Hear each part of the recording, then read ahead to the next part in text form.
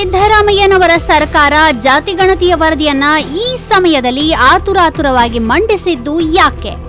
ಜಾತಿಗಣತಿಯ ಮಂಡನೆ ಕಾಂಗ್ರೆಸ್ನ ಒಳಗೆ ತಲ್ಲಣ ಸೃಷ್ಟಿಸಿದೆಯಾ? ವಿರೋಧ ಕೇಳಿಬಂದ ಬಳಿಕ ಟೈಂ ಪಾಸ್ ಸೂತ್ರಕ್ಕೆ ಮಣೆ ಹಾಕಿದ ಸಿದ್ದರಾಮಯ್ಯ ಸರ್ಕಾರ. ಸಿದ್ದರಾಮಯ್ಯನವರ ಸರ್ಕಾರ ಕಳೆದ ವಾರ ಜಾತಿಗಣತಿಯ ವರದಿಯನ್ನ ಸಚಿವ ಸಂಪುಟ ಸಭೆಯಲ್ಲಿ ಮಂಡನೆ ಮಾಡಿದೆ. ಈ ವರದಿಯ ಯಾವುದೇ ಚರ್ಚೆ ಇಲ್ಲದೆ ಕೇವಲ ಮಂಡನೆಯನ್ನಷ್ಟೇ ಮಾಡಿದೆ. ಮುಂದಿನ ಸಚಿವ ಸಂಪುಟ ಸಭೆಯಲ್ಲಿ ಚರ್ಚೆಯನ್ನ ಮಾಡುವುದಾಗಿಯೂ ಸರ್ಕಾರ ಹೇಳಿದೆ. ಹಾಗಾದ್ರೆ ಇಷ್ಟು ತರಾತುರಿಯಲ್ಲಿ ಈ ವರದಿಯನ್ನ ಮಂಡನೆ ಮಾಡುವ ಅಗತ್ಯವೇನಿತ್ತು ಅನ್ನೋದನ್ನ ಒಂದು ಸಲ ನೋಡ್ಕೊಂಡು ಬರೋಣ. ಅಸಲಿಗೆ ಇದು ಜಾತಿ ಗಣತಿಯ ವರದಿಯಾದರೂ ಕೂಡ ಇದಕ್ಕೆ ಸರ್ಕಾರ ಹೆಸರಿಟ್ಟಿದ್ದು ಸಾಮಾಜಿಕ ಮತ್ತು ಶೈಕ್ಷಣಿಕ ಸಮೀಕ್ಷಾ ವರದಿ ಅಂತ. ಈ ವರದಿಯನ್ನು ರಾಜ್ಯ ಹಿಂದುಳಿದ ವರ್ಗಗಳ ಆಯೋಗ 2024ರ ಫೆಬ್ರವರಿ 29ರಂದು ರಾಜ್ಯ ಸರ್ಕಾರಕ್ಕೆ ಮುಚ್ಚಿದ ಲಕೋಟೆಯಲ್ಲಿ ಸಲ್ಲಿಕೆ ಮಾಡಿತ್ತು. ಸಿದ್ದರಾಮಯ್ಯನವರ ಸರ್ಕಾರ ಅಧಿಕಾರಕ್ಕೆ ಬಂದ ನಂತರ ಬಹುತೇಕ ಸಚಿವ ಸಂಪುಟ ಸಭೆಗಳಲ್ಲಿ ಜಾತಿಗಣತಿ ವರದಿಯ ಮಂಡನೆಯಾಗುತ್ತೆ ಅಂತ ಚರ್ಚೆಯಾಗುತ್ತಲೇ ಇತ್ತು. ಆದರೆ ಅವರದೇ ಪಕ್ಷದವರ ವಿರೋಧದಿಂದಾಗಿ ಈ ವರದಿ ಚರ್ಚೆಯಾದಷ್ಟೇ ದೂರ ಸರಿಯುತ್ತಾ ಇತ್ತು.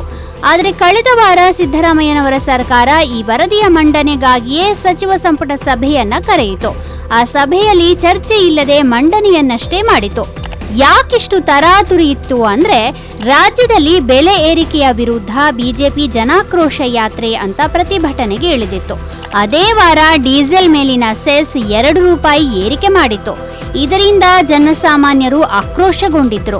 ಇನ್ನೊಂದು ಕಡೆ ಹನಿ ಟ್ರ್ಯಾಪ್ ಪ್ರಕರಣ ಕಾಂಗ್ರೆಸ್ ಸರ್ಕಾರವನ್ನ ನಿದ್ದೆಗೆಡಿಸಿತ್ತು. ರಾನ್ಯರಾವ್ ಗೋಲ್ಡ್ ಸ್ಮಗ್ಲಿಂಗ್ ಕೇಸ್ನಲ್ಲೂ ಕೂಡ ಸರ್ಕಾರದ ಪ್ರಭಾವಿ ಸಚಿವರ ಪಾತ್ರ ಇದೆ ಅನ್ನೋ ಸುದ್ದಿ ಕೇಳಿ ಬಂದಿತ್ತು. ಕೊಡಗಿನ ಬಿಜೆಪಿ ಕಾರ್ಯಕರ್ತನ ಆತ್ಮಹತ್ಯೆ ಪ್ರಕರಣದಲ್ಲಿ ಕೊಡಗಿನ 2 ಕಾಂಗ್ರೆಸ್ ಶಾಸಕರ ಹೆಸರುಗಳು ಕೇಳಿ ಬಂದಿದ್ವು. ಇವೆಲ್ಲದರಿಂದ ಜನರ ಮನಸ್ಸನ್ನ ಬೇರೆ ಕಡೆಗೆ ಸೆಳೆಯಬೇಕಿತ್ತು. ವಿಪಕ್ಷಗಳನ್ನು ಕಟ್ಟಿ ಹಾಕಬೇಕಿತ್ತು. ಸ್ವಪಕ್ಷೀಯರನ್ನು ಇಕ್ಕಟ್ಟಿಗೆ ಸಿಲುಕಿಸಬೇಕಿತ್ತು. ಸಿದ್ದರಾಮಯ್ಯನವರಿಗೆ ಈ ಎಲ್ಲದಕ್ಕೂ ಅಸ್ತ್ರವಾಗಿ ಸಿಕ್ಕಿದ್ದು ಜಾತಿ ಗಣತಿಯ ವರದಿ. ಈ ಒಂದು ವರದಿಯಿಂದ ರಾಜ್ಯದ ಜನರ ಗಮನವನ್ನ ಬೇರೆಡೆಗೆ ಸೆಳೆಯುವ ಮೂಲಕ ಆಕ್ರೋಶವನ್ನ ಕಡಿಮೆ ಮಾಡುವಲ್ಲಿ ಭಾಗಶಃ ಯಶಸ್ವಿಯೂ ಆಯಿತು ಸಿದ್ದರಾಮಯ್ಯನವರ ಸರ್ಕಾರ. ಸ್ವಪಕ್ಷೀಯರನ್ನೇ ಇಕ್ಕಟ್ಟಿಗೆ ಸಿಲುಕಿಸಿದ ಸಿದ್ದರಾಮಯ್ಯನವರ ರಣತಂತ್ರ. ಜಾತಿಗಣತಿಯ ಮಂಡನೆಯಾಗುತ್ತಿದ್ದಂತೆ ಪ್ರಬಲ ಸಮುದಾಯಗಳ ವಿರೋಧ ಜೋರಾಗಿ ಕೇಳಿಬರತೊಡಗಿತು.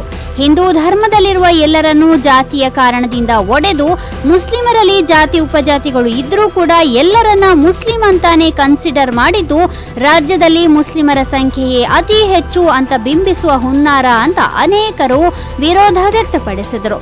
ಇನ್ನು ಪ್ರಬಲ ಜಾತಿ ಸಮುದಾಯಗಳಾದ ಲಿಂಗಾಯತ, ಒಕ್ಕಲಿಗ ಸಮುದಾಯದವರು ಜಾತಿಗಣತಿಯ ವಿರುದ್ಧ ಕಿಡಿಕಾರತೊಡಗಿದ್ದಾರೆ. ಸ್ವತಃ ಉಪಮುಖ್ಯಮಂತ್ರಿ ಡಿಕೆ ಶಿವಕುಮಾರ್ ಅವರೇ ಇದನ್ನ ವಿರೋಧಿಸಿ ತಮ್ಮ ಜಾತಿ ಸಮುದಾಯದ ಶಾಸಕರ ಸಭೆಯನ್ನ ಕರೆದಿದ್ದಾರೆ. ಇದು ಡಿಕೆ ಶಿವಕುಮಾರ್ ಅವರನ್ನ ಕಟ್ಟಿಹಾಕುವ ರಣತಂತ್ರ ಅಂತಲೂ ಹೇಳಲಾಗ್ತಾ ಇದೆ. ಡಿಕೆ ಶಿವಕುಮಾರ್ ಮುಖ್ಯಮಂತ್ರಿ ಆಗುವುದನ್ನ ತಪ್ಪಿಸಲೆಂದೇ ಸಿದ್ದರಾಮಯ್ಯ ಜಾತಿಗಣತಿಯ ವರದಿಯನ್ನ ಮಂಡನೆ ಮಾಡಿದ್ದಾರೆ ಅಂತ ರಾಜಕೀಯವಾಗಿ ಬಹಳಷ್ಟು ಚರ್ಚೆಯಾಗ್ತಾ ಇದೆ. ಟೈಂ ಪಾಸ್ ಸೂತ್ರಕ್ಕೆ ಇಳಿಯಿತೆ ಸಿದ್ದರಾಮಯ್ಯನವರ ಸರ್ಕಾರ. ಜಾತಿಗಣತಿಯ ವರದಿಗೆ ರಾಜ್ಯದೆಲ್ಲೆಡೆ ಪ್ರಬಲ ವಿರೋಧ ಕೇಳಿ ಬರ್ತಾ ಇರುವುದರಿಂದ ಸಿದ್ದರಾಮಯ್ಯನವರ ಸರ್ಕಾರ ಡ್ಯಾಮೇಜ್ ಕಂಟ್ರೋಲ್ಗೆ ಹೊರಟಿದೆ ಅಂತ ಹೇಳಲಾಗ್ತಾ ಇದೆ. ಮುಂದಿನ ಸಚಿವ ಸಂಪುಟ ಸಭೆಯಲ್ಲಿ ಈ ಬಗ್ಗೆ ಸಂಪುಟ ಉಪಸಮಿತಿ ರಚನೆ ಮಾಡುವ ಲೆಕ್ಕಾಚಾರದಲ್ಲಿದೆ ಎನ್ನಲಾಗಿದೆ.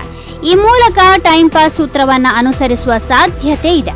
ಸದ್ಯಕ್ಕೆ ರಾಜ್ಯ ಸರ್ಕಾರದ ವೈಫಲ್ಯಗಳನ್ನ, ಬೆಲೆ ಏರಿಕೆಯ ಆಕ್ರೋಶವನ್ನ ಜನರ ಮನಸ್ಸಿನಿಂದ ದೂರ ಸರಿಸುವ ಪ್ರಯತ್ನಕ್ಕೆ ಒಂದಷ್ಟು ಯಶಸ್ಸು ಸಿಕ್ಕಿದೆ.